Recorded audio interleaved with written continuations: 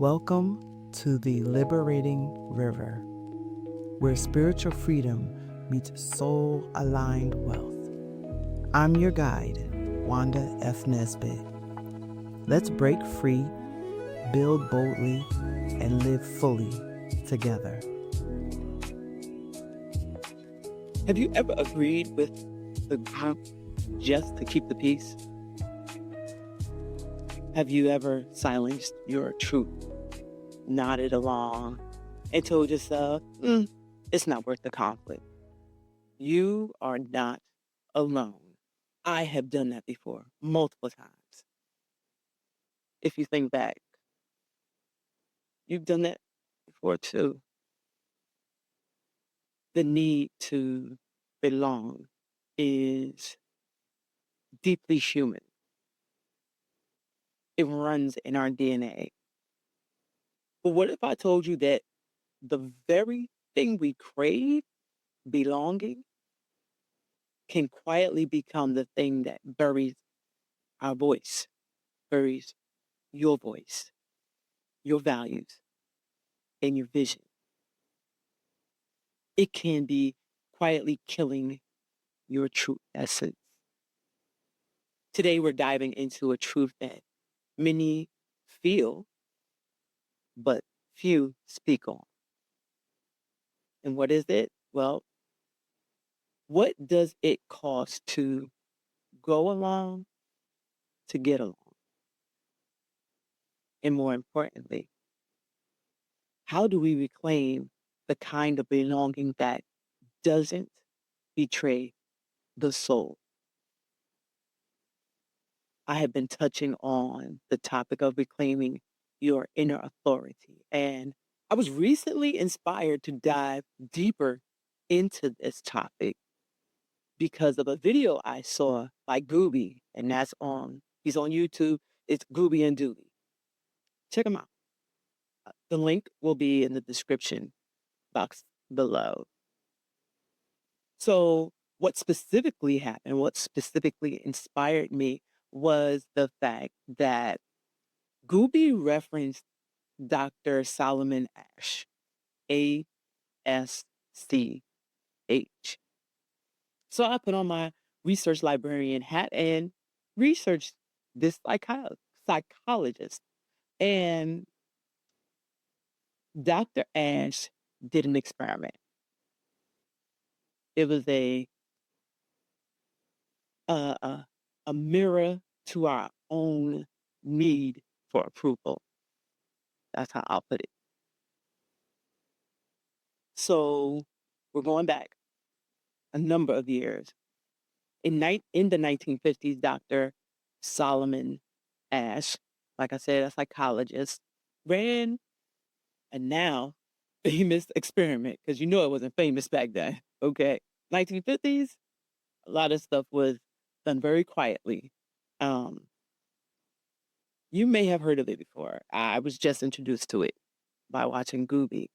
Um, it referenced, a couple of participants was asked to match the length of lines on a card. Okay, that makes sense. The correct answer was obvious. Okay, again, that makes sense. But here was the twist. All but one person in the room was part of the experiment. So just imagine you have a room full of people and one is a plant, basically. One is uh basically a plant. You know, they were just there just to be that 1% challenge, I'll say, an experiment. So they were told to give the wrong answer out loud, right? So they were going to play as a lot of people call it devil's advocate. And time after time after time, the lone participant, seeing everyone else confidently giving the wrong answer, would conform.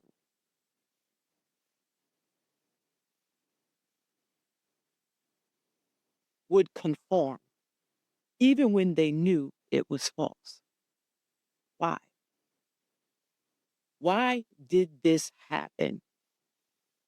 It happened because I believe our nervous system is wired to equate standing alone with danger because rejection feels like death, but only death to the ego. Because in many families, schools, religions, cultures, and heritages, we have been trained and brow bashed that unity is more valuable than truth. It makes me even redefine what truth is. What is truth? Truth is not about substance anymore. Truth is about acceptance. Is that really true? This is not just about, you know, experiments in the 1950s and using the lines on the cards to see who can do what. It is about how many of us live our lives today. How often do we override our gut to avoid being the outsider? How often do we shrink to fit spaces that stopped fitting us long ago? Groupthink does not just happen in politics or on social media. You know this. It happens in family dynamics. It happens in faith communities. It happens in friend communities, in our nations, in our cultures, even in the way we make financial decisions. The soul does not speak in group think. The soul does not speak in group think. It speaks in whispers. It speaks from the Godhead. It nudges, it stirs. And every time you override that sacred stirring to go along, you are training yourself to ignore the divine within.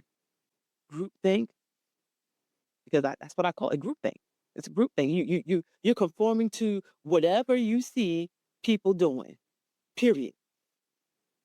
Groupthink is pulling and deteriorating your ability to hear the divine.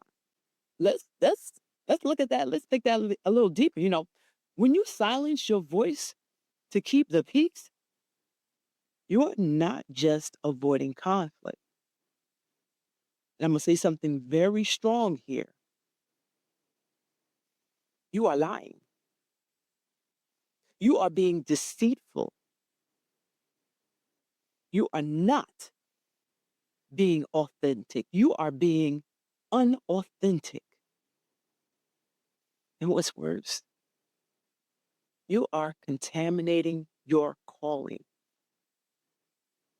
You are disowning your discernment. And let me be real clear. Real belonging never demands your silence. Authen- Authenticity is critical.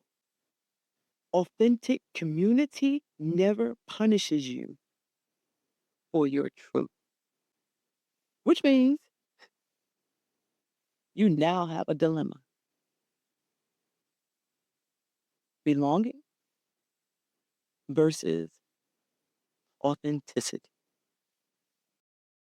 We, again, whether we've been told verbally or just by action, we have been told we have to choose: be true to yourself or be accepted by others. Sit on that. Think about it. Be true to yourself or be accepted by others. But that is a false trade off. You can belong without betraying your truth. You can be part of something bigger without making yourself smaller. But to do that, we must learn to recognize the quiet signs of conformity. And what is that? It's that tightness in your chest before you speak. It's the smile you're forcing when you disagree. It's that applause you give when you really want to stay silent. That piece right there. Conscious belonging. Conscious belonging. So, how do we start breaking this pattern? How do we stay rooted in both truth and community? It's called align. We have to align. So, I have A. A is, of course, awareness. Notice when you're shrinking to fit. Start by catching it in the moment. No shame, just name it.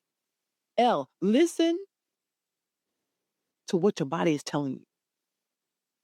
What is your intuition whispering beneath the noise? I, inquire. Who benefits when I go silent? Who suffers when I betray my truth? G, you gotta ground. You must ground. Come back to your values. Breathe. Ask that question. What do I know to be true? What do I know to be true? In nurture, nurture, nurture. Build spaces where your voice is not just accepted, but celebrated. Community is not the absence of conflict. That's not what I'm saying.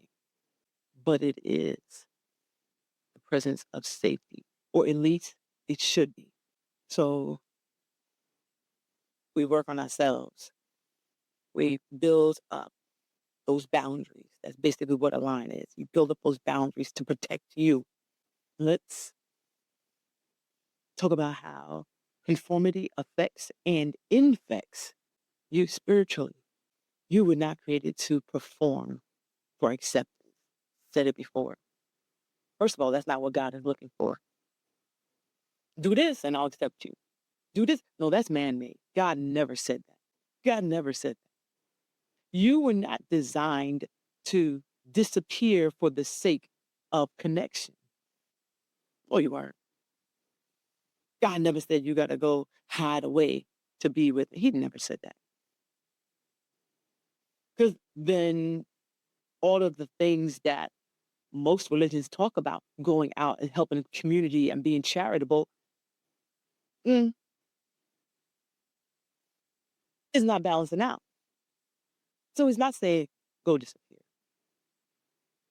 Belonging rooted in performance is not belonging. It is bondage. You were made to walk in your truth. You were made to walk in truth, to live in alignment, and to speak with love and conviction. Speak with love and conviction. And here's the spiritual truth about this. When you stop contorting yourself to stay accepted, you make space for divine alignment to take root. You make space for God to work through you and to give you things. So yeah, create those boundaries. Protect yourself. Protect yourself. Stay tuned. To be continued, coming next week.